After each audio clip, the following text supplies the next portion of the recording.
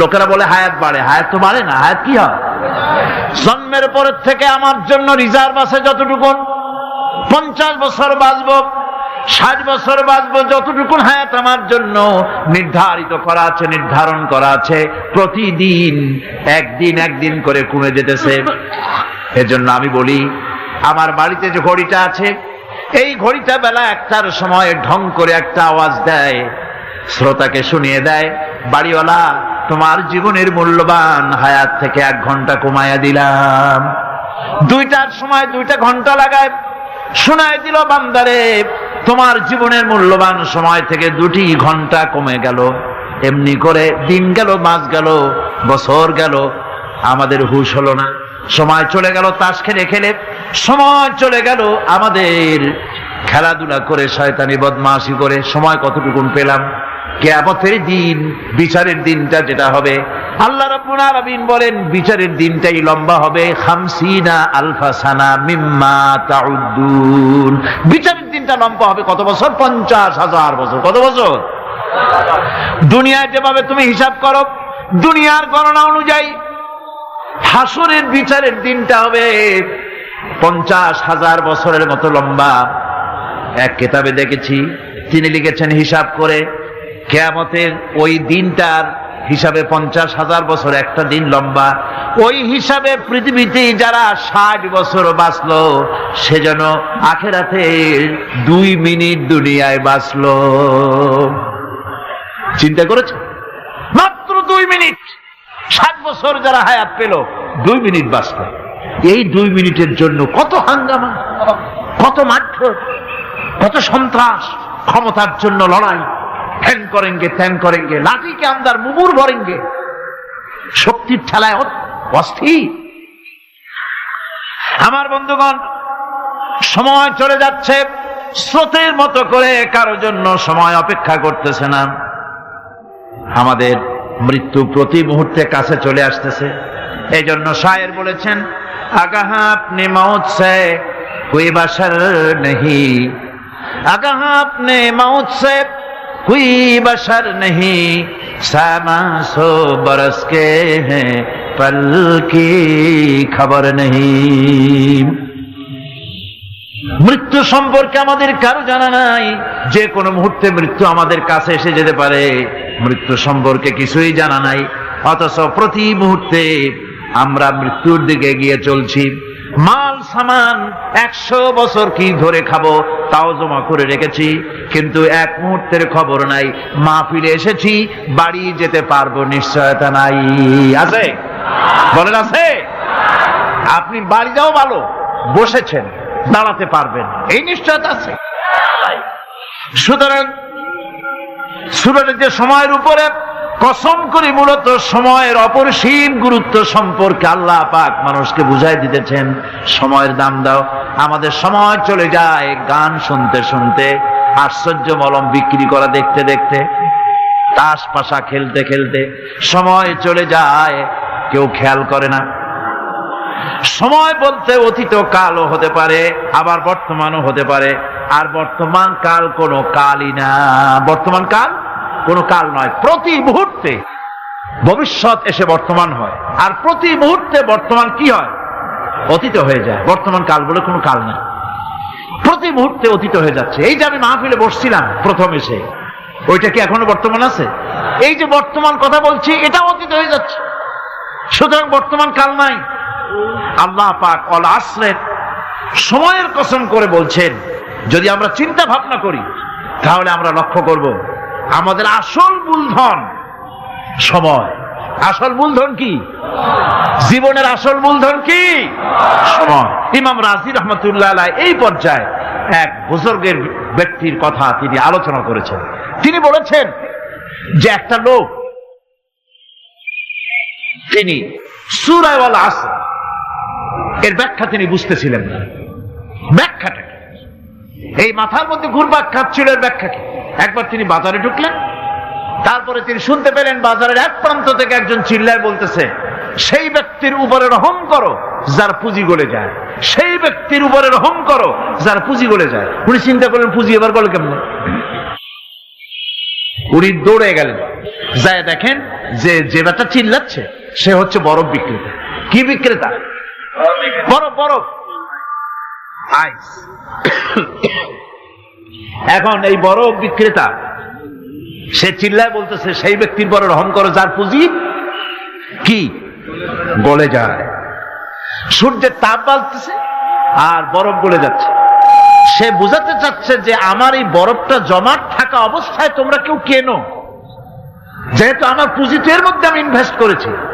এটা যদি পানি হয়ে যায় তো পানি তো কেউ কিনবে না, এটা তো যেখানে সেখানে পাওয়া যায়। বরফ পাওয়া যায় না বলি তো আমি বরফ কিনে আনছি। তোমরা আমার প্রতি দয়া করো, তাড়াতাড়ি করে বরফটা কিনে নিয়ে যাও। ইমাম রাজি রহমাতুল্লাহ আলাইহি বলেন, বুজুর্গ ব্যক্তি চিৎকার মেরে বললেন আল্লাহু আকবার, আমি কিন্তু এই বরফ বিক্রেতার ঘোষণার মধ্য দিয়ে সূরা ওয়াল আসরের তাফসীর আমি বুঝে ফেলেছি। তার মানে হলো বরফ বিক্রেতা যেভাবে বলতেছে সেই ব্যক্তির উপরে রহম করো যার পুঁজি গলে যায়। আমারও তো একটা পুঁজি আছে, ওই পুঁজির নাম হায়াত। প্রতি মুহূর্তে আমার পুঁজি তো গলে যেতেছে, আমার পুঁজি তো গলে যায়, প্রতি মুহূর্তে কমে যেতেছে। আহারে এই পুঁজি যে গলে গেল ধরে রাখতে পারলাম না, এই জন্য কিছুই তো করতে পারি নাই। সূরা ওয়াল আসরের ভিতরে মানুষের আয়ুষ্কাল দেওয়া হয়েছে বরফ গলে যাওয়ার মতো দ্রুত সে আয়ু কমে যাচ্ছে। একে যদি নষ্ট করে ফেলা হয়, ভুল কাজে ব্যয় করা হয়, সেটাই হচ্ছে মানুষের মূল ক্ষতি। মানুষের মূল ক্ষতি। ব্যবসায় ক্ষতিগ্রস্ত হয়েছে, এটা মূল ক্ষতি নয়। স্বাস্থ্য হারাইছে, মূল ক্ষতি নয়। রাজনীতিতে ব্যর্থ হয়েছে, মূল ক্ষতি নয়। জীবনে মন্ত্রিত্ব হারাইছে, মূল ক্ষতি নয়। মূল ক্ষতি প্রতি মুহূর্তে সময় নষ্ট হচ্ছে, এটাই মূল ক্ষতি। ভাইরা, কিয়ামতের দিন জান্নাতীদের কোনো দুঃখ থাকবে না, সকলের দুঃখ থাকবে। জান্নাতীদের কোনো দুঃখ থাকবে নাকি? থাকবে, থাকবে। জান্নাতীদের মনের মধ্যে একটা দুঃখই থাকবে। ভালো করে শুনুন, জান্নাতীদের মনের মধ্যে একটা দুঃখই হবে। তারা মনে মনে চিন্তা করবেন, আফসোস করবেন, আহারে যদি দুনিয়ায় বসে অমুক সময় বাসে বসেছিলাম আজে বাজে চিন্তা করেছি, বাড়ির ড্রয়িং রুমে একা একা বসে বসে আজে বাজে চিন্তা করেছি, অমুক অমুক সময় খেলাধুলায় কাটাইছি। এই সময়গুলিতে যদি সুবহানাল্লাহ, আলহামদুলিল্লাহ, লা ইলাহা ইল্লাল্লাহ, আল্লাহু আকবার এই তাসবিহ যদি পড়তাম, জিকির আজগার করতাম, জান্নাতের ভিতরে আরো নিয়ামত লাভ করতে পারতাম। সময়টা তো কাজে লাগাইলাম না। মানুষের শর্ত, মুমিনের সব কাজে সওয়াব। ওয়াকুলু লিন্নাসি হুসনা, মানুষের সঙ্গে ভালো ভালো কথা কও, মানুষের সঙ্গে হাসি মুখে কথা কও। একজনের সাথে হাসি মুখে কথা বললেন, আপনার একটা সদকা দেওয়ার মতো সমান সব আমলনামায় লেখা হয়ে গেল। ভালো ভালো কাম করো। বন্ধুগণ, সময় দ্রুত গতিতে চলে যাচ্ছে, মানুষের জীবন ক্ষতিগ্রস্ত হচ্ছে। ক্ষতি থেকে বাঁচতে পারবে 4টা গুণ যার মধ্যে আছে, বাকি সব ক্ষতিগ্রস্ত হয়ে যাবে। আমার ভাইয়েরা, এই কথাগুলি বলে আল্লাহ পাক যেন এরকম একটা দৃষ্টান্ত দিলেন। আপনি যদি পরীক্ষার হলে গিয়া দেখেন ছাত্ররা পরীক্ষা দিতেছে, পরীক্ষার জন্য নির্ধারিত সময় কতটুকুন? 3 ঘন্টা। 3 ঘন্টা, 3 ঘন্টা। আপনি গিয়ে দেখলেন কোন একজন পরীক্ষার্থী পরীক্ষা দিতে গিয়ে আর একদিকে তাকায় আছে, আকাশের তারা গুনতেছে, অথবা সে গল্প করতেছে, অথবা পরীক্ষা বাদ দিয়ে আজে বাজে কিছু লিখতেছে। আপনি যেমন তাকে, ওই ছেলেটাকে আনমনা গাফেল ছেলেটাকে ঘড়ির দিকে তাকায় বলেন, এই ছেলে ওই ঘড়ির দিকে তাকাও, দেখো তোমার সময় কিন্তু চলে যেতেছে মাত্র 1 ঘন্টা, আর তুমি সময় নষ্ট করতেছ। আল্লাহ যেন স্নেহ পরবশে তামাম পৃথিবীর গোলামদেরকে, বান্দাদেরকে আঙ্গুল নির্দেশনা দিয়ে বলছেন, বান্দারা প্রতি মুহূর্তে তোর জীবনের মূল্যবান সময় চলে যেতেছে, প্রতি মুহূর্তে সময় যাচ্ছে। আল ইনসান, ইনসান বলতে শুধু মুসলমান না, ইনসান বলতে কি মুসলমান শুধু না, আল ইনসান মানব মণ্ডলী, বিশ্বের সমস্ত মানুষকে আল্লাহ বলছেন, হিন্দু, খ্রিস্টান, বৌদ্ধ, নাসারা, ইহুদি, মজুসি, মুসলমান, বিশ্বের সব মানুষকে আল্লাহ বলছেন। যেহেতু আল্লাহ স্রষ্টা, মানুষের ব্যাপারে সার্বিক কল্যাণময় কথা কে বলতে পারেন? কে বলতে পারেন? সে আল্লাহ রাব্বুল আলামিন বলছেন, সময় চলে যাচ্ছে। ও পৃথিবীর মানুষেরা, এই মানুষ বলতে আল্লাহ রাব্বুল আলামিন কোন ব্যক্তি, কোন গোষ্ঠী, কোন জাতিকে বলেন নাই, বলেছেন সমগ্র মানবতাকে। এর অর্থ হচ্ছে সূরাটিতে উল্লেখ্য 4টি গুণ যদি আমল করতে পারে লোকেরা, যেই ব্যক্তি করবে, যেই সমাজ করবে, যেই রাষ্ট্র করবে, যেই গোষ্ঠী করবে, যেই জাতি করবে, তারাই ক্ষতি থেকে বেঁচে যাবে। আর যারা করবে না তারা ক্ষতিগ্রস্ত হবে। কি হবে বলুন? এখন আল্লাহ পাকের কথা শুনুন। আল্লাহ পাক বলছেন ওয়াল আসরি ইন্নাল ইনসানা লাফি খুসর। খুসরিন, এই যে খুসর, খাসারা, এই শব্দটা হচ্ছে আবিধানিক অর্থে ক্ষতি হচ্ছে লাভের বিপরীত। লাভের বিপরীত কি? ক্ষতি। নাফা, এই নাফার বিপরীত কি? নোকসান। খাসারাটা কি?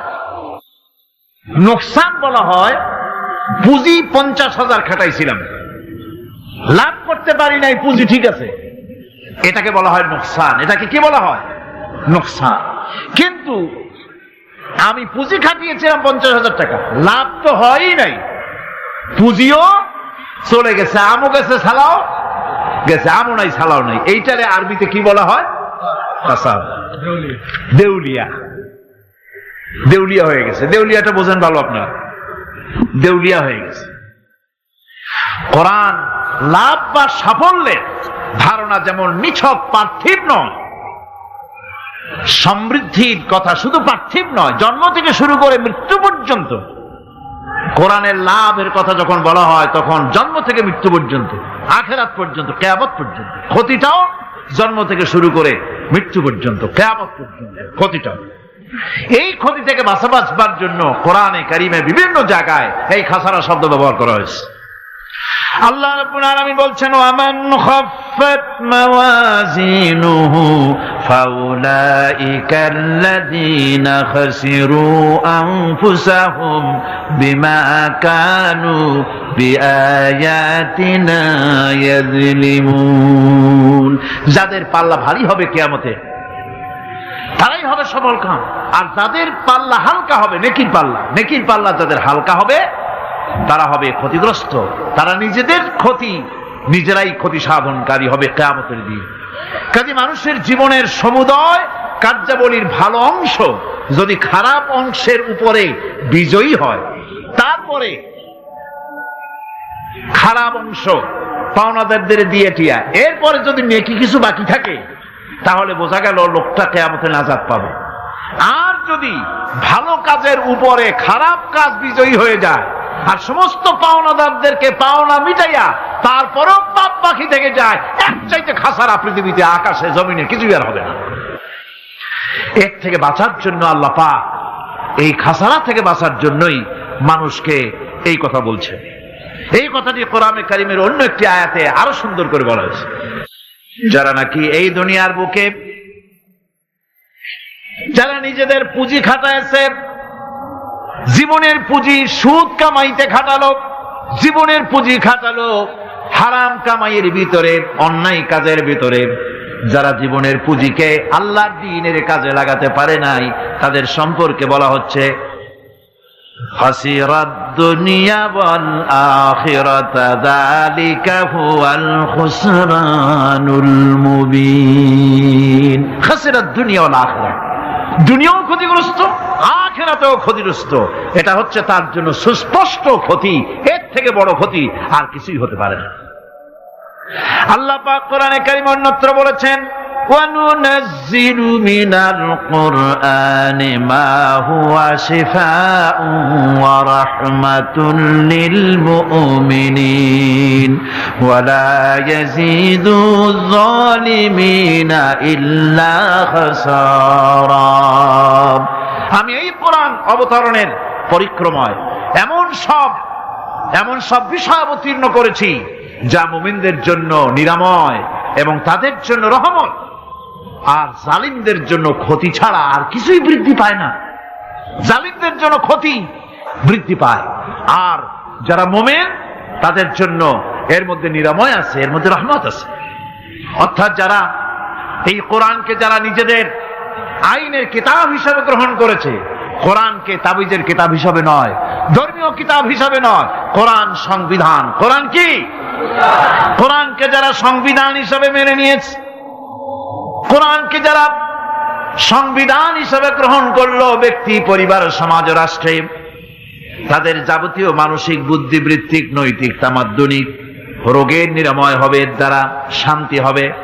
কিন্তু যেসব জালিম এই কোরআনকে প্রত্যাখ্যান করেছি, কোরআনকে যারা মৌলবাদীদের কিতাব বলে, কোরআনের কথা বললে মৌলবাদ বলে গাল দেয়, তারা তাদের কপালকে পোড়াইয়া ছাই বানাইয়া দিছে, তাদের কপাল ভস্মীভূত করে দিয়েছে। আমার দেশে, এই দেশটা কি মুসলমান বেশি না অন্য জাতি বেশি? কোন? জোরে কোন? মুসলমান সবচেয়ে। খুব লক্ষ্য করে শোনেন, এই দেশে সবচেয়ে মুসলমান বেশি, ইন্দোনেশিয়ার পরে। পৃথিবীর দ্বিতীয় বৃহত্তম মুসলিম দেশ হলো কোনটা? বাংলাদেশ। এই দেশে ইসলামরে যত গালি দেওয়া হয়েছে, কোরআনকে যত গালি দেওয়া হয়েছে, আলেমদেরকে যত গালি দেওয়া হয়েছে, রাসূলুল্লাহকে যত গালি দেওয়া হয়েছে, ইসলামী আদর্শকে যত গালি দেওয়া হয়েছে, পৃথিবীতে কোন দেশে এইভাবে ইসলামকে গালি দেওয়া কোথাও হয় না। এমনকি আমেরিকার মতো দেশে, ইংল্যান্ডের মতো দেশেও কোরআনের বিরুদ্ধে এত কথা কেউ বলতে সাহস পাবে না, ইসলামের বিরুদ্ধে কথা বলতে সাহস পাবে না, যেহেতু মুসলমানেরা সেখানে পাল্টা আক্রমণ করবে। আজ আমার দেশে মুসলমানের ঘরের সন্তান হইয়া ইসলামের বিরুদ্ধে তারা বক্তব্য রাখে। মৌলবাদ মৌলবাদ জিকির উঠে গেছে। আমেরিকার প্রেসিডেন্টরা যখন শপথ নেন, প্রেসিডেন্ট হিসাবে ওথ নেন, বাইবেলের উপরে হাত রাখেন আর বলেন, এই মহাগ্রন্থকে স্পর্শ করে শপথ নিচ্ছি, আমি আমার চিন্তা চেতনা, আমার মেধা, আমার প্রজ্ঞা সবটা আমার জাতি, আমার দেশকে উন্নয়নের জন্য, এর সমৃদ্ধির জন্য, এর সংরক্ষণের জন্য আমি আমার জীবনকে উৎসর্গ করব। বাইবেলের উপরে স্পর্শ করে এই শপথ তারা নেন। আমার দেশের প্রেসিডেন্ট, প্রধানমন্ত্রী শপথ নেওয়ার সময় কোরআন শরীফের উপরে হাত রাখে যদি, তাহলে বলা হবে বেচারা মৌলবাদী হয়ে গেছে। এটা করা যাবে না। আর যদি কেউ করে সামান্য কিছু, কোরআন না, যদি তসবিহ নিয়েও আসে, তাহলে বুঝতে হবে জাতির সাথে একটা প্রতারণা ছাড়া কিছুই না। কাজেই ধর্মের প্রতি আকর্ষণ একটা ভিন্ন জিনিস, সেই জিনিসকে ছেড়ে যারা দেয় তারাই ক্ষতিগ্রস্ত হয়, আর যারা ধরে রাখে তারা দুনিয়ায় ক্ষতিগ্রস্ত হয় না। আল্লাহ পাক এখানে রাসূল করিম সাল্লাল্লাহু আলাইহি ওয়াসাল্লামের একটি হাদিস প্রণিধানযোগ্য কোরআনের ব্যাপারে। হুজুর বলেছেন, আল কোরআন হুজ্জাতুন লাকা ওয়া আলাইকা। এই কোরআন হয় তোমার পক্ষের সাক্ষী, না হয় এই কোরআন তোমার বিপক্ষের সাক্ষী। কিয়ামতে এই কোরআন হয় তোমার পক্ষে কাজ করবে, নতুবা এই কোরআন তোমার বিপক্ষে কাজ করবে। দুই অবস্থা থেকে খালি হবে না।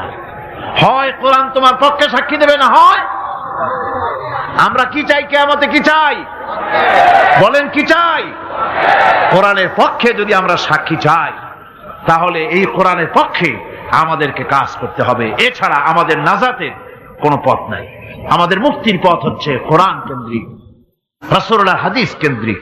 এর বাইরে আমাদের সমস্ত পুঁজি নষ্ট হয়ে যাবে। আমাদেরকে পৃথিবীতে টিকে থাকতে হলে কোরআনের উপরে ভিত্তি করে আমাদেরকে বাঁচতে হবে, টিকতে হবে। কোরআনে কারিমে আল্লাহ রাব্বুল আলামিন অন্যত্র বলেছেন, কুল ইন্নাল খাসিরিনাল্লাযীনা খাসিরু আনফুসাহুম ওয়া আহলিহিম ইয়াওমাল কিয়ামাহ আলা যালিকা হুয়াল খুসরানুল মুবিন।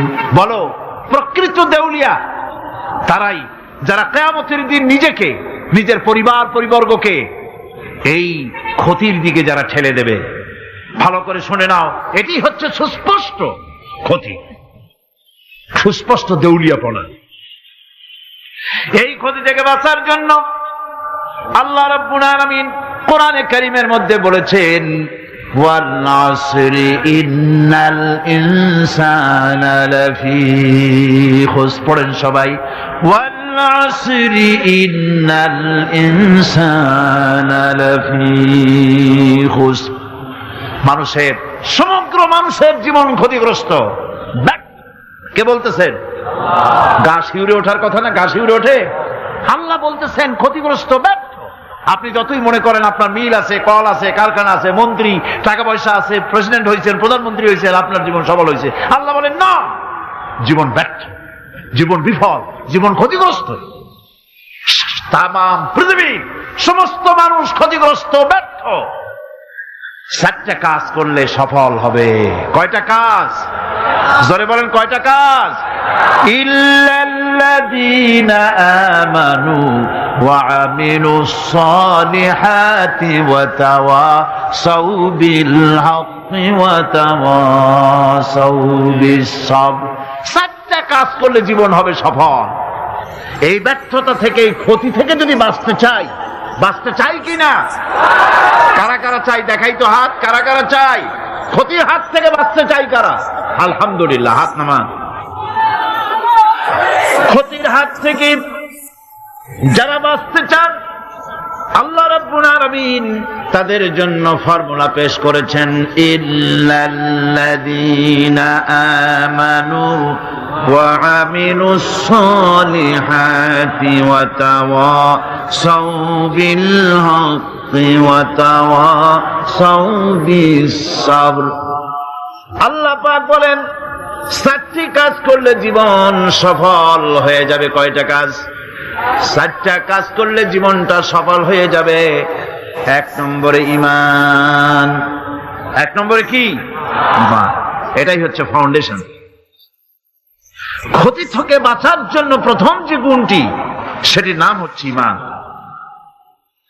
ইসলামে ঈমানের স্থান সর্বপ্রথম, তারপরই হচ্ছে ইসলাম।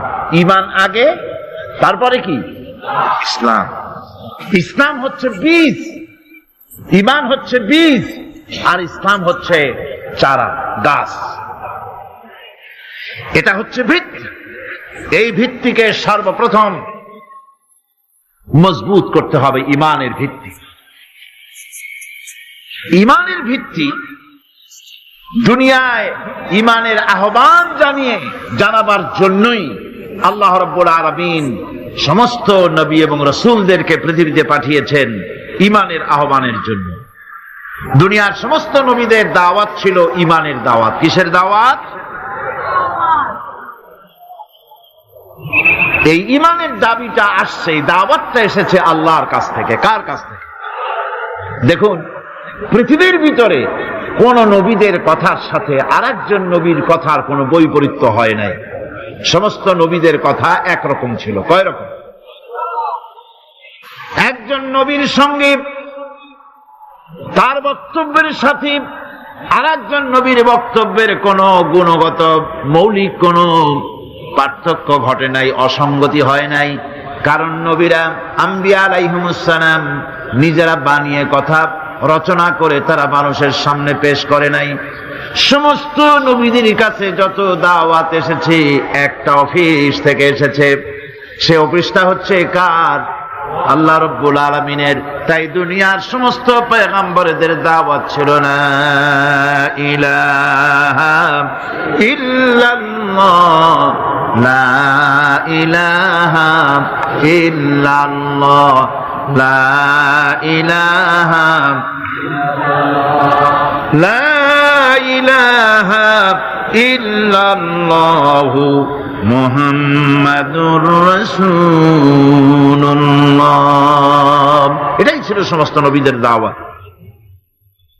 কোরআনে কারীম তার ধারক এবং বাহক সম্পর্কে বলে যে তিনি যে দাওয়াত দিয়েছেন সে দাওয়াতটা হলো ঈমানের দাওয়াত। আমাদের নবী তিনি এসে যে দাওয়াত দিয়েছেন সে দাওয়াতটা কিসের?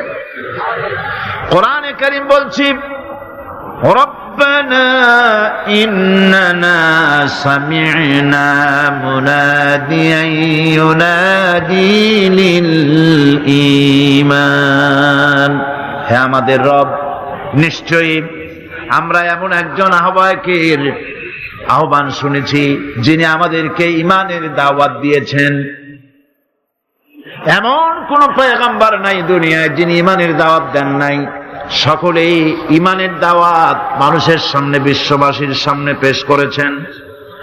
কোরআনে হাকিম স্পষ্ট একটা সীমারেখা দুনিয়ার মানুষের সামনে পেশ করে পৃথিবীর মানুষগুলিকে দুটি শ্রেণীতে বিভক্ত করে দিয়েছে।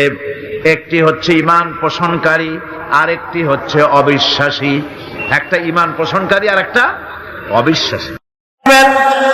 কোরআনে কারীমের মধ্যে আল্লাহ পাক এই পৃথিবীর বুকে যারা আরামের টাটকা সুখগুলি আরামগুলি যারা বর্জন করে আল্লাহ রাব্বুল আলামিনকে বিশ্বাস করে যারা জীবন পরিচালনা করেছে, আল্লাহ পাক তাদের জন্য জান্নাত রেখেছেন এবং তাদের জন্য বলছেন সাবিকু ইলা মাগফিরাতিন মির রাব্বিকুম ওয়া জান্নাতিন আরদুহা কা'আরদিস সামাই ওয়াল আরদ উইদ্দাত লিল্লাযীনা আমানু বিল্লাহি ওয়া রাসূলিহি।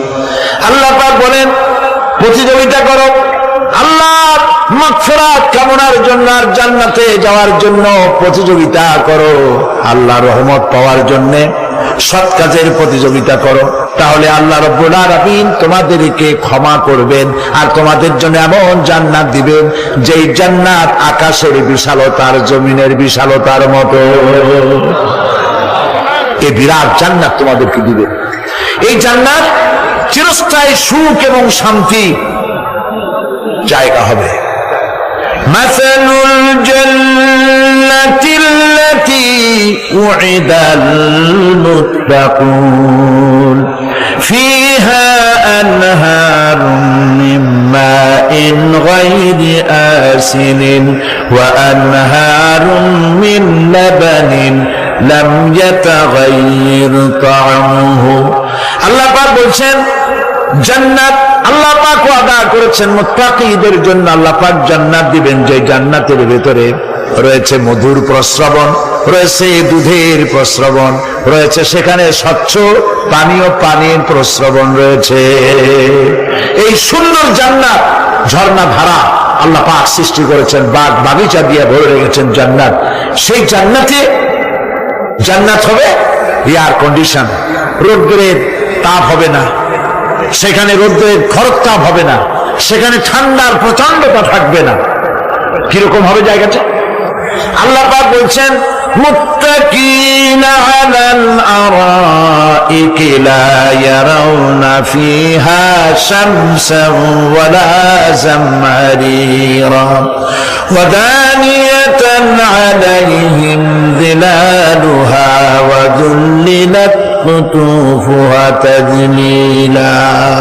আল্লাহ পাক এমন জান্নাত রেখেছেন, সেই আল্লাহ পাক সেই জান্নাতের ভিতরে জান্নাতীরা ঠেস লাগায়া মুখোমুখি অবস্থায় তারা সেখানে বসবে, আর জান্নাতীদের মনের মধ্যে কোনো দুঃখ থাকবে না, পেরেশানি থাকবে না। পৃথিবীতে মানুষের দুঃখ থাকে, পেরেশানি থাকে, সেখানে কোনো দুঃখ আর পেরেশানি থাকবে না। সেই জায়গাটা হবে শীতাতপ নিয়ন্ত্রিত, না শীত না গরম, চির বসন্ত বিরাজ করবে। জান্নাতীরা সেখানে থাকবে। এই সুন্দর জান্নাত আল্লাহ পাক রেখেছেন মুত্তাকীদের জন্য। সুবহানাল্লাহ। কাফেরদের জন্য জান্নাত হবে, জাহান্নাম হবে চিরকাল। খালিদিনা ফিহা আবাদান, চিরকাল কাফেরেরা জাহান্নামে থাকবে। সর্বশেষ যে ব্যক্তি জাহান্নাম থেকে মুক্তি লাভ করবে তাকে আল্লাহ পাক বলবেন, ফেরেশতাদেরকে বলবেন, আমার ফেরেশতারা আমার এই বান্দাকে জান্নাত এবং জাহান্নামের মাঝখানে রেখে দাও। জান্নাত এবং জাহান্নামের মাঝখানে লোকটি যখন থাকার জায়গা পাবে সে জান্নাতের দিকে তাকায়া দেখবে আর কাঁদতে থাকবে। আল্লাহ পাক জিজ্ঞেস করবেন, বান্দারে যুগের পর যুগ ধরে জাহান্নামে কেঁদেছ, আমি রব্বুল আলামিন জাহান্নাম মাফ করে দিয়া জান্নাত জাহান্নামের মাঝখানে রেখে দিয়েছি, আযাব থেকে তো বেঁচে গেছো, এখন কাঁদো কেন? লোকটি বলবে, রব্বুল আলামিন কান্দি এই কারণে, জাহান্নাম থেকে মাফ করেছো, তোমার শুকরিয়া আদায় করি। জান্নাত তো আমার কপালে নাই, কিসমতে নাই, কিন্তু জান্নাত আমি এখান থেকে দেখতে পাচ্ছি। জান্নাতের সুঘ্রাণ আমার নাকে আসতেছে, কপালে নাই যাওয়ার। আমি কাঁদি এই জন্য, তুমি যদি মেহেরবানি করে আমাকে জান্নাতের দরজার কাছে একটু দাঁড় করায় দিতা, প্রাণ ভরে তোমার জান্নাতের দৃশ্যটা একটু দেখতাম। আল্লাহ পাক তার আরজি পূরণ করবেন, বলবেন যাও, ফেরেশতাদের বলবেন এর জান্নাতের দরজার কাছে দাঁড় করায় দাও। জান্নাতের দরজার কাছে দাঁড়িয়ে লোকটি আবার কান্না শুরু করবে। আল্লাহ পাক প্রশ্ন করবেন, এবার কান্দো কেন? লোকটি বলবে, রব্বুল আলামিন, কান্দি এই কারণে, জান্নাতের এই দরজায় দাঁড়াইয়া জান্নাতের অফুরন্ত নেয়ামত কিছুই ভালো করে দেখা যায় না, শুধু অল্প জায়গা দেখি। যদি তুমি আমারে দয়া করে জান্নাতের মাঝখানে দাঁড় করায় দিতা, চতুর্দিকে তাকায়া তাকায়া দেখা কলিজারে ঠান্ডা বানাইতাম। তবে আমি ওয়াদা করি, জান্নাতের কোন নাজ নেয়ামত, কোন ফল আমি খাবো না, ধরবো না, সইব না। একটুখানি মেহেরবানি করে মাঝখানে দাঁড় করাইয়া দাও, জান্নারে ঠান্ডা করি। আল্লাহ রাব্বুল আলামিন ফেরেশতাদের বলবেন, আমার এই বান্দারে জান্নাতের মাঝখানে দাঁড় করাইয়া দে। আল্লাহর নবী বলেন, জান্নাতের মাঝখানে দাঁড়িয়ে লোকটি আগের চাইতে আরো জোরে চিৎকার মেরে কাঁদতে থাকবে। আল্লাহ পাক বলবেন, বান্দারে কি হলো তোর? দরজার কাছে আসতে চাইছো, আইনা দিলাম। আবার এবার মাঝখানে আসতে চাইছো, তাও এনে দিয়েছি। আবার কান্দো কেন? লোকটি বলবে, রব্বুল আলামিন, এবার কান্দি এই জন্যে, তুমি যখন দয়া করে একটিবার জান্নাতের মাঝখানে এনে আমাকে দাঁড় করায় দিয়েছো, তুমি রহমান রহিম গফুরুর রহিম, এই জান্নাত থেকে আবার আর বাইর করে দিও না। আল্লাহ রাব্বুল আলামিন বলবেন, ও আমার বান্দারে, আমার এই জান্নাত তোর খুব পছন্দ হয়েছে নাকি? লোকটি বলবে, রব্বুল আলামিন, কলিজা ঠান্ডা হয়ে গেছে, ভাবতেও পারি না এই জান্নাত এত সুন্দর। আল্লাহ পাক বলবেন, বান্দারে, এরকম একটি নয়, দুইটা নয়, তোর জন্য আমি 10টা জান্নাত এরকম রিজার্ভ করে রাখছি। সুবহানাল্লাহ।